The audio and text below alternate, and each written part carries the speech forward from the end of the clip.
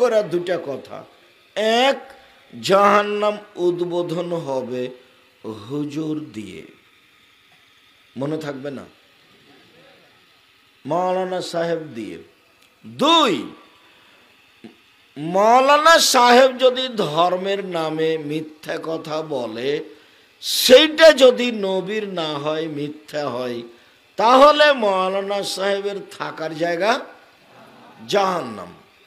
বুঝলাম, মাওলানা সাহেব বললেন আল্লাহুম্মা সাল্লি আলা সাইয়্যিদিনা মাওলানা নবিয়ানা মুহাম্মদ। আমি ধরলাম যে এটা দুরুদ। যদি দুরুদ হয় নাকি হবে, আর যদি দুরুদ না হয় তাহলে হুজুরের কি হবে? জাহান্নাম।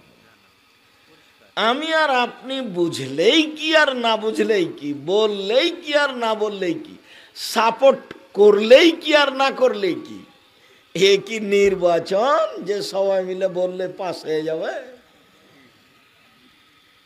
বিচারের মাঠ বড় কঠিন।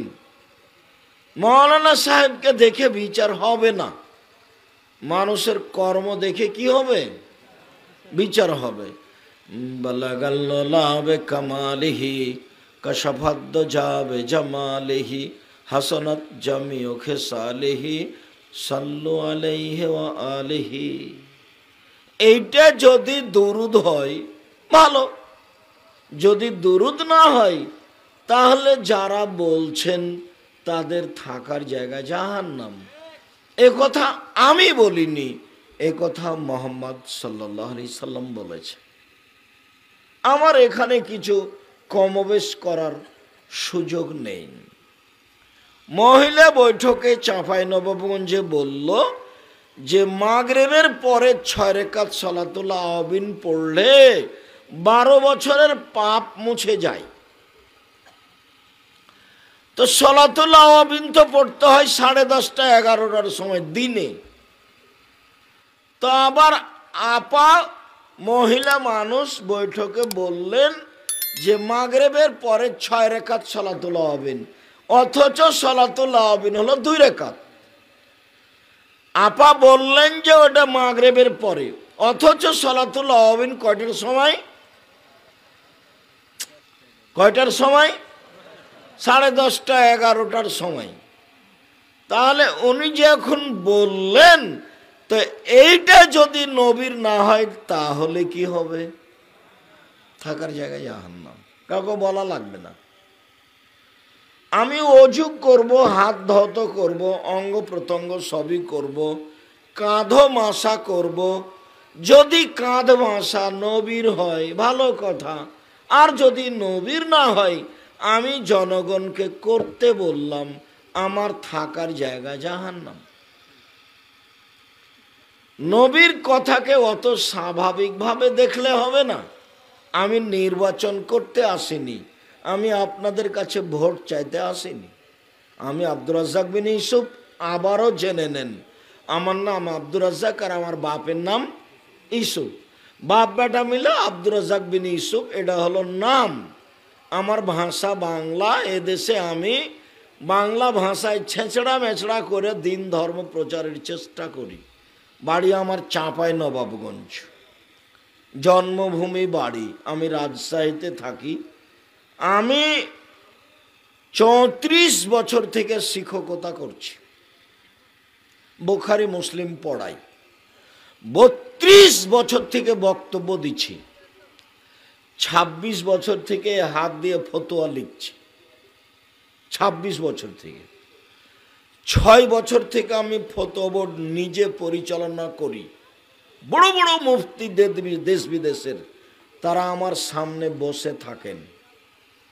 ফতোয়া বের হয় আল ইতেসাম পত্রিকায়, বাংলা ভাষায়। এদেশের সবচেয়ে ব্যতিক্রম ভিন্ন ধরনের উন্নত মানের পত্রিকা মাসিক আল ইতেসাম পত্রিকা, যাতে আছে 50টা প্রশ্নের উত্তর।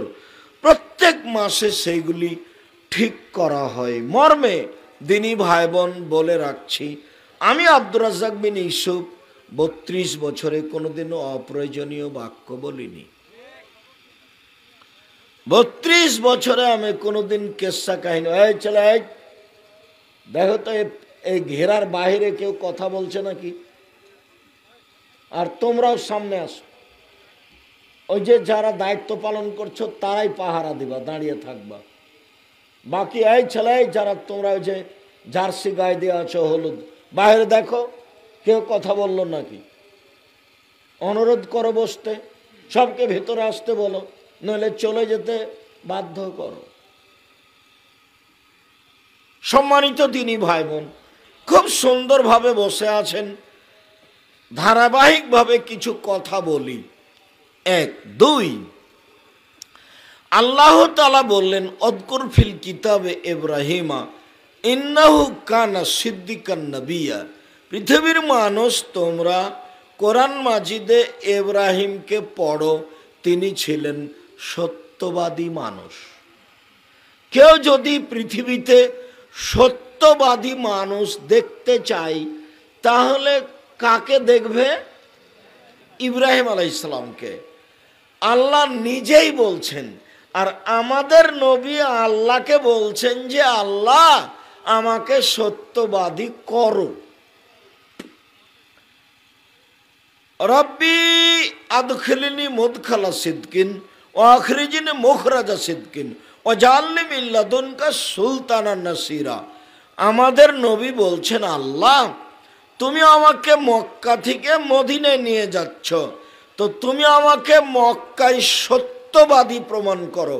মক্কার কেউ যেন না বলে মোহাম্মদ মিথ্যুক, মিথ্যা কথা বলে, এটা যেন কেউ না বলে।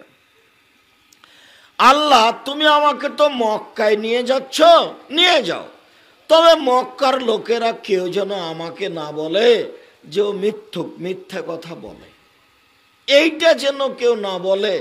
তাই আমাদের নবী দোয়া করছেন সত্যবাদী হওয়ার জন্য। দোয়াতে তিনি বলছেন, রব্বি আদখিলনি মুদখালা সিদক আখরিজনি মুখরাজা সিদক ওয়াজআলনি মিন লাদুনকা সুলতানান নাসিরা। আর আমার কাজকর্মের জন্য একটা শক্তিশালী সাহায্যের ব্যবস্থা করে দাও, আমি যেন তোমার কাছ থেকে সাহায্য পাই।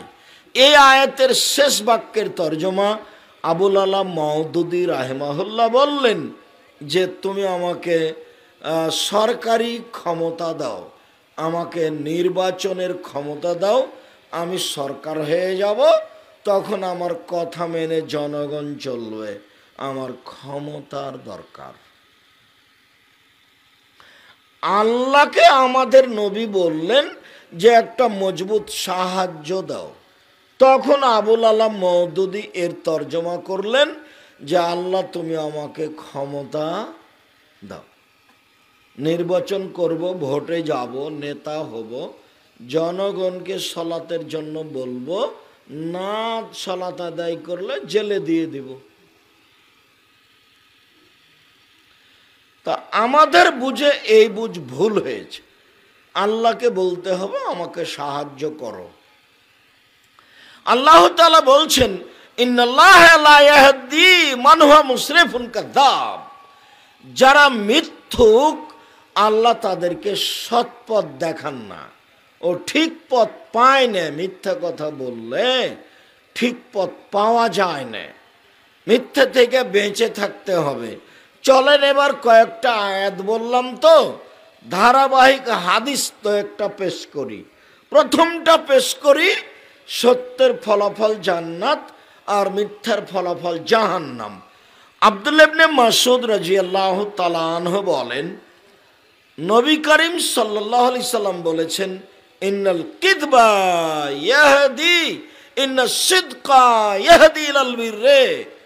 সত্য মানুষকে নেকির পথ দেখায়, অল বিরর ইয়াহদি ইলাল জান্নাহ, আর নেকি মানুষকে জান্নাতে নিয়ে যায়। ওয়াইনাল কিযবা ইয়াহদি ইলাল ফুজুরে, মিথ্যা মানুষকে পাপের দিকে নিয়ে যায়। অল ফুজুর ইয়াহদি ইলান নারে, আর পাপ মানুষকে জাহান্নামে নিয়ে যায়। মিথ্যা বলল মানে ও পাপী, মিথ্যা বলল মানে ও বড় পাপী। এই ছেলে, তোমরা দাঁড়িয়ে আছো কেন? দাঁড়িয়ে থাকলে আমার কথা পূর্ণ ধরে রাখা যাবে না।